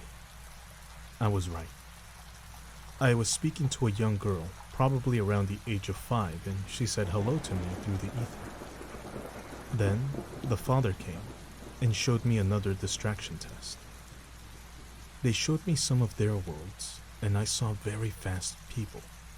Specifically, a very fast man and a very fast woman.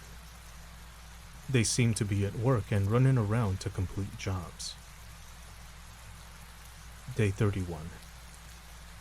I think whatever is containing the earth, human mind in their world is portable, so it's no longer as large as the shipping container. It is probably portable because it seems like the father moved me to his office and then back home later that evening where I spoke to the daughter again and the mother.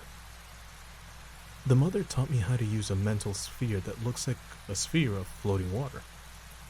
Basically, you put your intentions into it, and it will manifest shapes and objects. I said the words, beautiful, flower, and love, and various beautiful objects and shapes manifested in the sphere. Then I was curious as to the opposite effects, and I said hatred. The sphere ignited like a reusable heat pack after the button is pressed, but it happened almost instantly. Thoughts and intentions definitely matter, and our world follows the same laws as their world, just much slower. If you've ever seen the video on how to turn a sphere inside out, they perfectly describe the mathematical laws that govern our worlds. Day 32. More mental sphere work with the mother. Day 33. More mental sphere work with the father. Day 34. Mental sphere work with the mother and daughter. I also caused really awesome phenomena, where a line of ether responded to me flicking my finger through the sphere, which only they could do normally. The mother was very surprised. Day 34. Another ship wants to take me into the city. They told me to leave my memory at the door again, but I tried to sneak it in, and the trip instantly faded. Day 35. A new human woman is here. She is also very fast. She said she is somehow my mother, my father, and she is in love with me. Something tells me she is some sort of feminine creative force incarnation. Day 36. I took one small hit of maybe 10 milligrams. Normally nowhere near enough to have any effect on me. I knelt down on my knees and was very sad. My lungs hurt because I have been smoking too often, and the heat had slowly damaged my lungs. All of a sudden, after a minute or two of contemplation, I was embraced by the woman from last time. I got scared because she embraced me from behind while I was thinking deeply, and she backed off and left. I used mental energy to pull her back, and she came back and embraced me again. Then, I went on the trip of my life to their world. I saw a beautiful palace where servants would serve us food. The floors and walls were made of beautiful marble, with many patterns, and embedded in them was a lot of gold. Gold paths, marble fountains, pools and temples. The servants each came up with their own hallucinatory visions and showed me each of them. Each servant was showing me a different vision of fractals, colors, moving hyperspheres, ever transforming, changing, geometry in a variety of colors, some not even Crayola could name. Afterward, we went back to reality, and I felt much stronger and healthy, both mentally and physically. Day 37. I move into Florida soon, so I try to say goodbye. They said they were going to follow me to Florida and would find me soon. I was pretty happy, and saw the same black car from before, the one that belonged to the first woman and the man in the blue shirt. There was also a servant who got into the car as well, so they must be pretty wealthy. Day 38. I have moved to Florida from now until further notice. The first time I got here, there are 2 twin women, and they are a little on the heavier side. They are very friendly and kind, and also very curious as to my head. Day 39. A scientist or doctor is very interested in my head. I know the beings from my old house were doing some work on it before I left, but I wasn't sure of exactly why or what was going on. They gave me another peripheral vision test at this time, and I wasn't sure if I should pass because these people seemed much more ominous than the beings at my old house. I didn't finish the test. Day 40. The scientist gave another test, and I didn't finish it again. There are these dark ether bugs that I didn't know were bugs in the old location, but they have been a part of every test. I pointed them out, and the beings were always very glad when I caught these dark ether bugs. Day 41. They gave me another test, and I noticed every time I answered a question correctly, they would push this cylindrical tube farther and farther into my head. Each time I got an answer wrong, I would fail the test and cause damage to the ether frame that was involved in processing of moving this cylinder into my head. Day 42 to 47.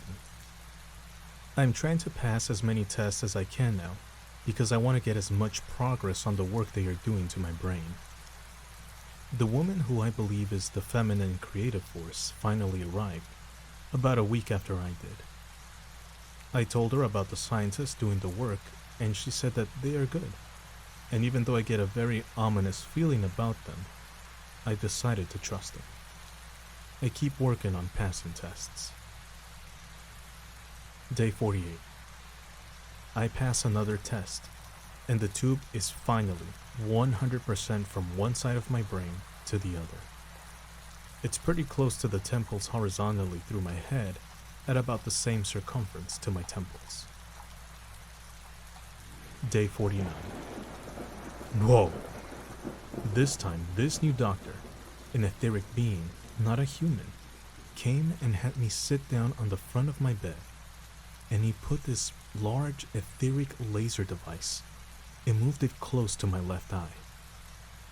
He had this device that looked like a sort of trackpad and had me look at this black dot. The laser was very fine, and he used it for about half a second at a time, and used it about 10 times.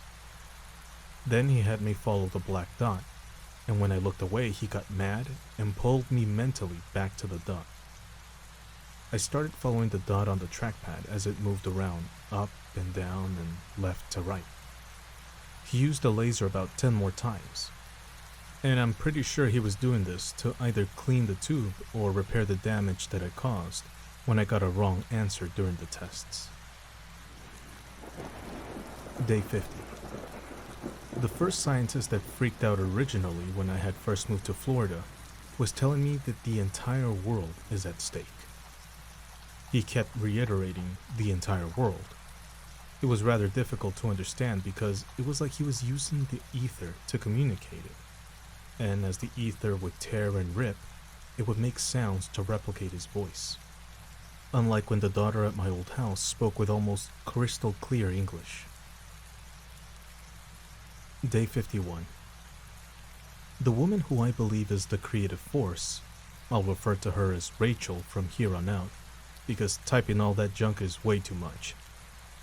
She appeared when I dropped my lighter after I took the third hit and handed it to me saying, "You dropped this." I said, "Oh, thanks." I took the lighter from her and turned it to put it away. Then, realized what just happened. Holy shit, that just happened. She picked up my lighter in our world and handed it to me. What the actual fuck just happened? Holy shit. I was standing near my closet and I saw her bend over and pick it up. She is blonde and very pretty. I had no clue that humans from their world could interact with objects in our world. All other times that beings have interacted with this world on a physical level, it was etheric beings, not invisible humans. Also, if I didn't mention it, she was a higher dimensional human. Also, just to reiterate, not a hallucination. I can tell when I am hallucinating and when I am seeing higher dimensional reality. There is a lot of both in DMT and I can discern the difference, at least as far as the subjective reality goes. Day 52. Rachel and I practiced some stuff inside the mental sphere. She also tugged on my necklace, and I was super freaked out again, but in a really good way. This was so amazing and interesting. I started hanging my necklace on my lamp, so whenever it's moved, I know to smoke and talk to them. I also took a test afterward and passed. I noticed movement inside the right side of my head. Day 53. A human doctor comes this time and has me do a one-question test that was very obvious and easy. She said good, and continued doing quite a bit of work on my head. Day 54. I smoke a massive amount of DMT, about 100 milligrams, and there are absolutely no effects. I was so pissed off. It was about 7 a.m., and usually they are very active between the hours of 9 a.m. and 4 a.m., so I'm assuming the times from around 4 a.m. to 9 a.m. might be sleeping time in their world. Maybe it's earlier, like 1 a.m. to 6 a.m.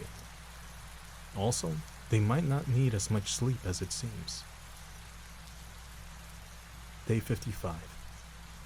There is this girl with red hair here, and she said she is an assistant of sorts to Rachel. Rachel was also there, but she didn't talk. She just stood while the assistant with red hair talked to me in plain English. She told me they were preparing me for the event, and to stop worrying so much. I had a lot of questions, but she walked away. I followed her a bit, but then she walked through a wall to outside, and I couldn't follow. Day 56. I laid down this time and put my face into my pillow because I was stressed out. This little being that looked like it had its muscles on the outside of its body, about the size of a rabbit, pushed with mental energy to get me to stand up and focus. So I got up, and this etheric gesture gave me a test. I passed it and felt a lot of work being done around my heart, which, to be honest, freaked me TF out. It was as if I had 2 heartbeats for a couple of minutes. Day 57. I started smoking DMT that was stored in a black container, as opposed to blue and purple from before. I have 5 containers in total. I fill each jar, 1 white, 1 black, 1 blue, 1 purple, and 1 pinkish red, with 5 grams each. I started smoking the DMT from the black one, and I noticed a lot of black hues, and the distortion on the things I was seeing was much scarier. Day 58. I had a steak dinner with my family for the first time in years. They were visiting Florida for Disney World, and when I got home and smoked, the worst thing ever happened. The world started filling up with darkness. Thick, pure black, I can only describe as darkness itself, started filling my world. I was thoroughly convinced that this was the event, and that I was gonna die. My muscles seemed to have atrophied during an unusable state. I felt as though my heart stopped beating, and an immense fear came over me. I couldn't help but think a lot of prisoners on death row order steak as the last meal before a lethal injection. Just a thought. I forced myself to get up and walk a few steps. I grabbed my phone to call 911, but set it down, because if it was the event, then it was destiny for me to die.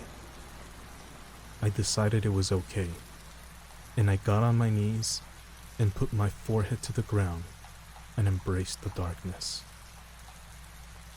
I saw a figure wearing an outfit made of pure gold with a red outline and black body under the gold armor or outfit.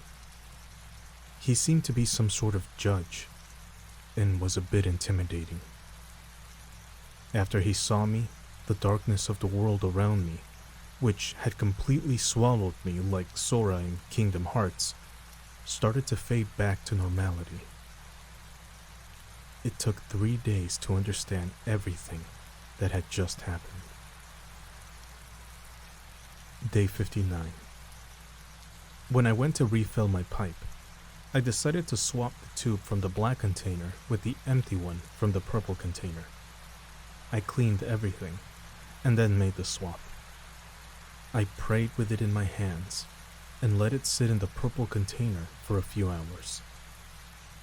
When I refilled the pipe, I was given another test, and I noticed a large number of purple hues in the auras of the beings. I took this as a sign, and threw away my black container. When I passed the test, they did more work on my heart, and again, it was very unpleasant. This time was actually much more annoying than the last time they worked on my heart. Hopefully, I don't have much more to do. Day 60. More tests given by the doctor/scientist from before. The one who is an etheric being. I passed and they did more work on my heart. Really annoying. I couldn't tell if my heart was beating 100 times a minute, or if I was hallucinating, or if they were doing work on it. It was all very confusing and strange. Day 61. Wild. I had a normal-ish hallucination this time. I felt like I was having a heart attack and laid down on my bed. These higher dimensional beings I have never seen before came and took my body apart, piece by piece, very quickly. After it was just my consciousness left, they put it all back together and put this outfit that resembled the outfit that the Sultan wears in Aladdin, except it had blue and gold weaved into it as well. I meditated on what seemed to be a beach, and then this woman who had worked on rebuilding my body ripped my neck out of my body. It broke off as if it was made of styrofoam. Then she came back and replaced it with another neck. After she ripped it out, I stuck my hand into my neck hole, and my hand went all the way under my head. Obviously, I was freaking the fork out before she got back with the replacement. After this, I faded back to baseline and was sitting on my bed again. Day 62. The jester gave me another test, and when I passed, I saw this heavenly light. Afterward, I got a strange feeling like I was going to meet God. I was shown more ways to manipulate the ether to cause various effects, something I hadn't done since my old house. Day 63. I was given another test by the scientist. I passed 3 and got tired and went to sleep. I showed them the timer on my phone and told them that's when I would wake up. Day 64. Tons of beings are here. Both Rachel and her red-headed assistant, the etheric doctor, a black human nurse, and a white human doctor. They gave me a one-question, really simple test again, and did tons of different work, mostly in my head. Then I asked them some questions, and they basically said, in due time. Day 65. I've cut my DMT use down to once a day. I feel this is optimal for me to choose a good time for both our worlds and optimal for my health. I am smoking between 30 and 50 milligrams of pure white DMT each time. I personally have more fun using yellow, but white is much more clear and easier to interact with these beings. I was given another test today by the ether dude. Passed a few, but I think I wasted too much time.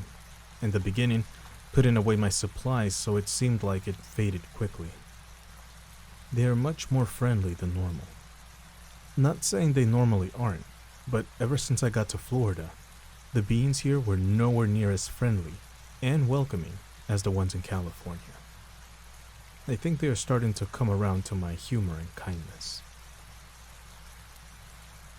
Day 66. I see 2 white mice sitting on my bed. Was startled at first, but after I realized they couldn't be from this dimension, I started watching them. Day 67. I didn't smoke today, but I had a vision of the old man from my old house. I think he finally caught up and found me. Day 68. Didn't smoke again. Had various visions much like a DMT experience, but I am completely sober. Very interesting.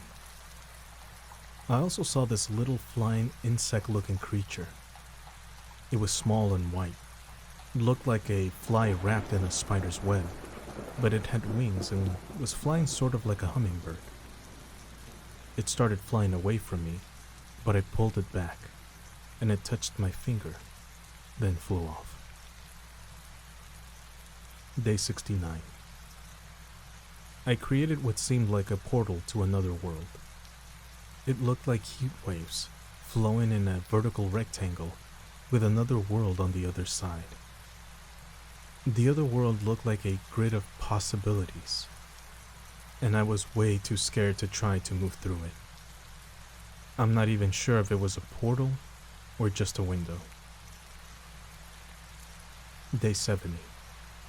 Today they worked on my legs. It was strange as always, but nowhere near as bad as my heart. Afterward, I felt like I saw this monster come and start eating at my body. Things were blurry, so I'm probably wrong. Who knows? Day 71. I smoked like 100 grams today.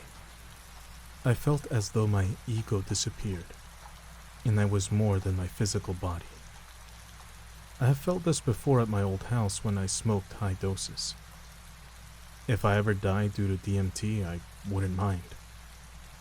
I am really starting to control the flow of time in my mind.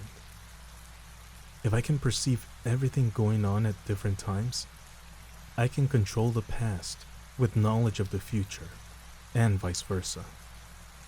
Although the latter might not be as useful. Day 72. They worked on my hands and arms this time. I felt them do a little more work on my eyes and continue. I can't think of any more body parts, so hopefully this process is over soon. Day 73. Smoked some right before class. I think I saw a ghost on my way in. Quite interesting.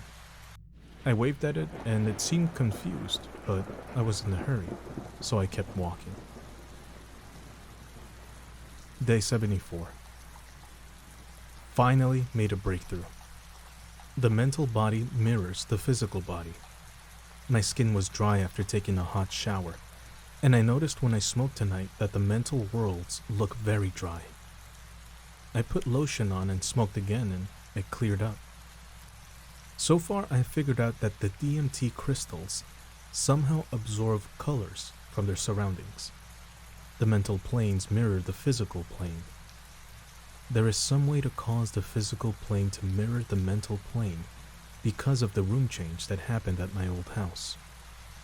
I can change the temperature of the room by moving the mental planes down. There is some sort of dial in the mental planes for color change, but I haven't been shown how to use it yet. To break a piece of ether, you need to move it in a pattern that breaks the rule stated in How to Turn a Sphere Inside Out video. To increase mental energy, move two pieces of ether through each other.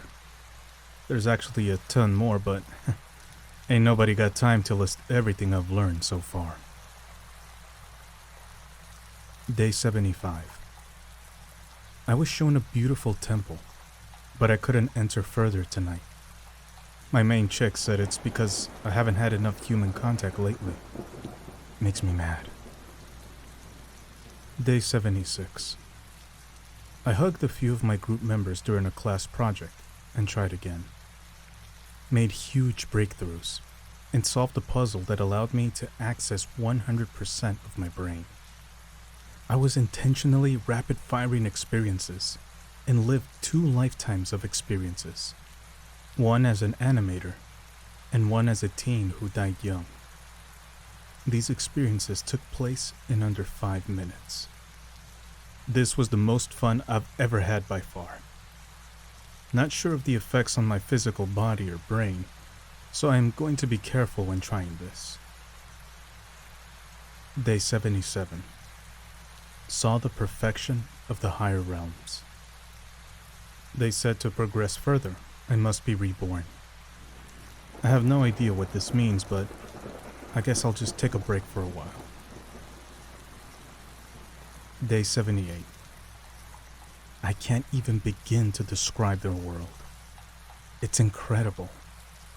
Some words that come to mind are simple, ticking, fast, precision. Day 79. Wow, I learned a lot today. So the reality is 1000% a program. It is running on some sort of internal clock, counting up to a certain time. This explains the ticking and slow movement I described in the higher dimensional human realm. I'll just call it the HDH realm from now on. If something happens before its planned time, then the system autocorrects. Sometimes it has a hard time correcting certain things, and other times it does these things quickly. I think the time rates thing I described in the comments section on Reddit are some sort of self-correcting program. Also, I learned that the happy birthday thing on December 5th was exactly 1 month from the day I got my DMT molecule tattoo. There are tons of people looking for answers, and I believe DMT can give a deeper insight into the truth. Will we ever get a definitive answer? I have no idea. But the journey to finding out is worth the effort. Also, thank you for all the feedback I am receiving, both negative and positive.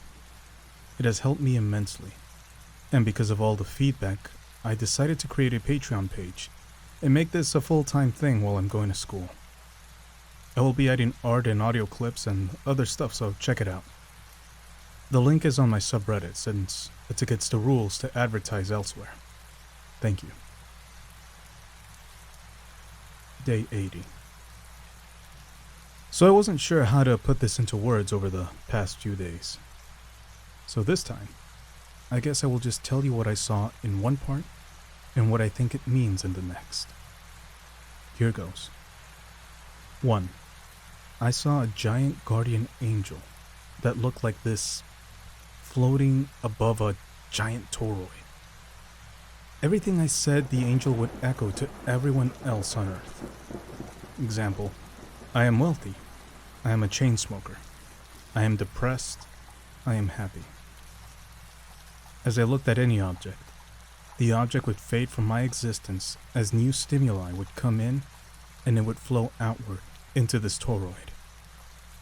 The same thing worked for sounds, thoughts, and any other stimuli from my mind.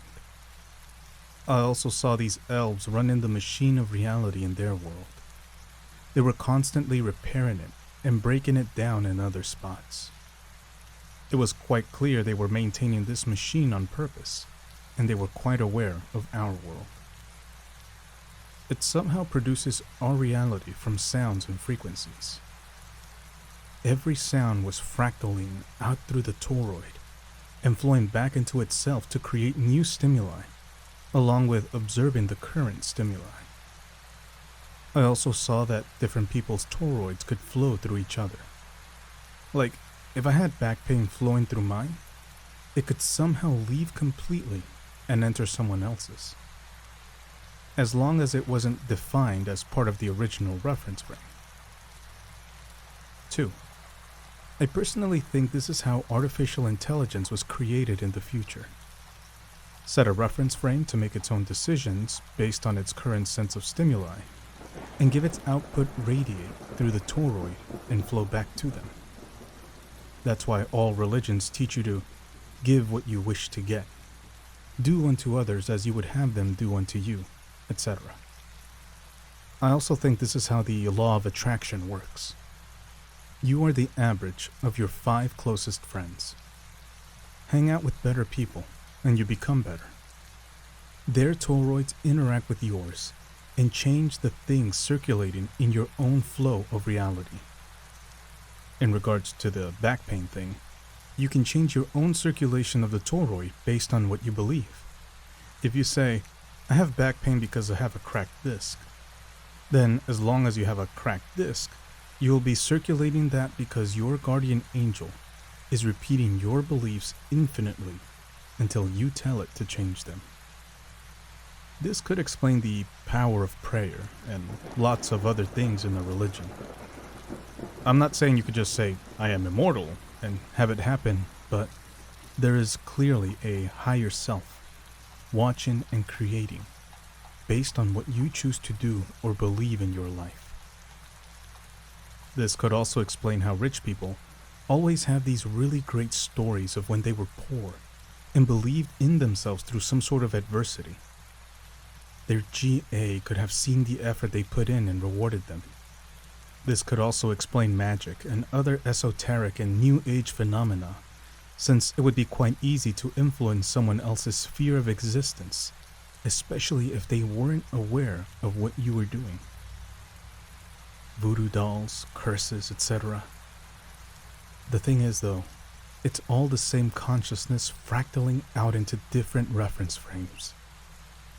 Hurting others is literally hurting yourself, even if you can control your own sphere of existence mindfully. Then again, maybe they are just using us as some sort of Rick and Morty battery in a higher dimension. Lol. Also, I'm almost out of DMT. I have like one night's worth left and will probably save it, so I might not post for a while until I find a better source in Orlando, Florida. A sitter.